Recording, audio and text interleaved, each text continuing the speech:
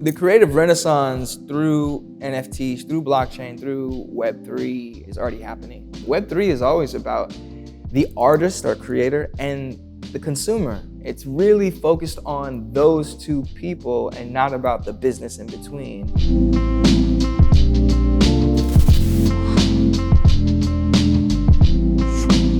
Peace, my name is Miguel from Los Angeles, California. Grew up in San Pedro and Inglewood.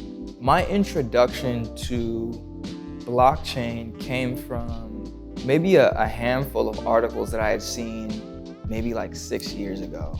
It was way too technical for me at the time, but I loved the concept that it was a ledger that was seen and owned by everyone involved, that it was not centralized. And things like blockchain are inspiring to me, are interesting to me, and feel like they're the future. Building a career through your creativity is gonna have its challenges. You're negotiating your artistry and your voice and your point of view with a market system. And that means you have to sell something. You have to do something to make money. It comes down to people spending their hard-earned money on that. And so the more you can communicate who you are, why you're here, what you believe in, and what you're here to do, that's just the fun challenge that we get as creators, regardless of the medium. With blockchain and blockchain protocol, you remove that middleman, all the middlemen. You can sell directly to your possible audience and you can get their feedback. I think that's what's the most exciting. Web3 is always about the artist or creator and the consumer. It's really focused on those two people and not about the business in between and their interests. Knowing that there were other creators that were really looking at this as an option to connect directly with their fan base and looking at ways to turn their creativity into a product or service, be able to give that to a fan base. That's what did it for me. S1C stands for Schedule 1 concept, and the DEA is basically where scheduling controlled substances comes from. Schedule 1 is like the most illicit, the most forbidden, most banned. I think greatness always challenges the status quo. I wanted to build a brand and build something that carried that energy and hopefully inspire people to continue on whatever their path is to their own greatness. We get to bring creators from different mediums together to create with themes that speak to the overall ethos. First drop was essentially our membership token. The most exciting thing right in this moment is sort of a quarterly grant, $10,000 for artists.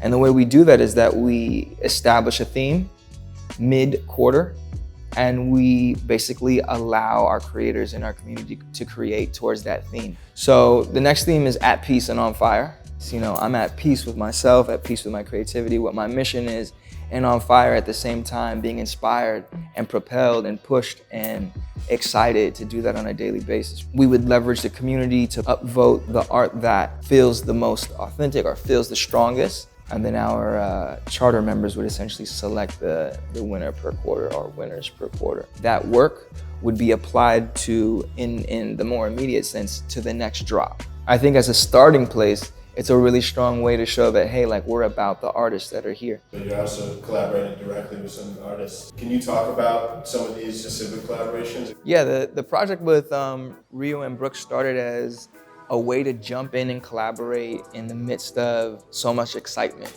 during the last 2 years. My name is Rio. I'm a music producer and visual artist. More than 10 years ago, I was signed to a publishing company and I was out here in LA just like making a bunch of music, and I remember getting one of my reference tracks back from a singer named Miguel. And then he, of course, turned into the Miguel that we all know today. Just over the years, just like me connecting with Brooke, another collaborator of his, and he and I became good friends. And during the pandemic, I really sat Brooke down and I was like, bro, listen, like, this NFT stuff is like for real. And I believe he then went and talked to Miguel, and then we all got on a call and we were all started, I kind of was helping explain a little bit more. And then this idea of us kind of making something together. The song that Miguel was working on that all the pieces are based on is a song called So I Lie.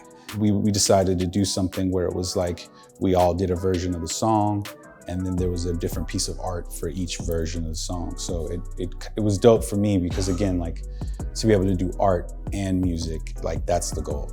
NFTs have provided just so many new ways for artists like myself to monetize their ideas. As I've seen people become millionaires, I've also seen people that have 2-3 jobs be able to quit that third job, you know, making an extra $1,000 a month, $500 a month, and pay the rent that month.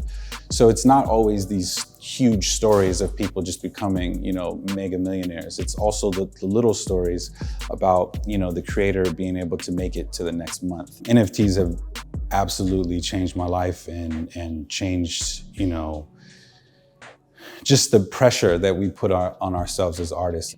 Making content for myself, from myself to my audience, and trying to find my tribe has not only changed my work, but changed my life. I almost feel like I met Shane just through fashion. He's young, and yet he still made a really dope impact. We're gonna stop by the homie Shane's space here downtown for Midnight Studios. All right, cool.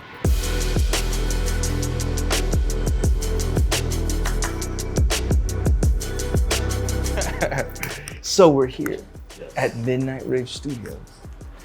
I guess maybe we should start with, like, where did Midnight Rave come from, bro? Yeah, so Midnight Rave was a concept kind of originally birthed by A$AP Rocky. That was like when he came into the brand early on. But Midnight Rave was a way for him to, like, get out his ideas. Yeah. And since then, you know, like, it's just been a joint effort between everyone to keep that vision alive, and it's always been more pop-up experience based. Transforming a space is its own, is a whole undertaking, and you've gotten used to it. It's become sort of a staple of the brand. When we decided to do something for the NFT NYC event, and you were like, yeah, we can do a collab drop. You were just like, yeah, like, you wanna do stuff? Like, cool, like, how, you know, you just made it super easy and super cool. It was just dope to see a dude who has the kind of perseverance and the kind of vision that he has. So it's just dope to have people who are really doing it on a daily, like he is, and winning, you know? And I just knew that I wanted to support however I could, and so we just started talking. Our collab is coming. I can't wait for people to see it. It's insane. It's insane what we're doing. If you listen to the Silk,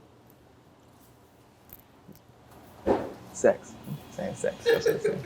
I thought, well, how do we distill the way of thinking into an attractive place that people can come that relate to creativity? And so I started with clothing. I started with something that's tangible, something that's visual. It's a medium that, you know, evolves consistently and allows for lots of creativity. So I'm gonna walk you through some of my favorite pieces for this next drop. This is a banger, this mesh sleeve, long sleeve. I sourced all this material myself too, which is a trip. Beautiful patent leather pant, definitely statement. This is probably one of my favorite pieces, and one of the pieces I'll probably wear the most from this drop. Yeah. That's gonna go crazy. We all do agree. We're behind the scenes now. We're here at Factory, where things get made. You know, S1C, we're just starting, and building anything that negatively impacts people or ecosystems is just unacceptable. So one way that we're doing that at S1C is we're starting with dead stock fabrics, which dead stock fabric basically is leftover fabric that didn't get used or sold. Fabric that would have ended up in a landfill now is getting used and being made into something beautiful for all of us to enjoy. What that also does, and what that means, is that when we run out of this silk that Gaspar is using now for our shirt, that's it. Those are the only shirts that are gonna get made out of that fabric, which means rarity is sort of built in. Where we are right now, this is one of our favorite things to do, and that is to take dead stock fabric and to make limited quantities of beautiful things. I'm passionate about expression. These are all expressions that are somewhat of like a hi, hello, like this is me. Each one of these pieces has got that in the fabric. It's woven in the spirit of each piece that's being built. And that's the story I want to tell. That's what I want to speak to. That's what I want to build with. It's those kinds of people that I believe change their reality. So S1C will be will absolutely be a life and style brand. I say both because we don't just want to produce soft goods. We want to produce, homeware. We want to produce jewelry. We want to produce, again, technology. It's an entire world, of things that reflect this sort of alternative way of thinking. It's about leveraging the people who are invested and making it mutually beneficial for everyone involved. I think that's the most exciting to me. That's the life and style brand. That is the ethos. That is the core pursuit. Is what is the alternative? Why do we have to conform to what is? Why can we not build what can be?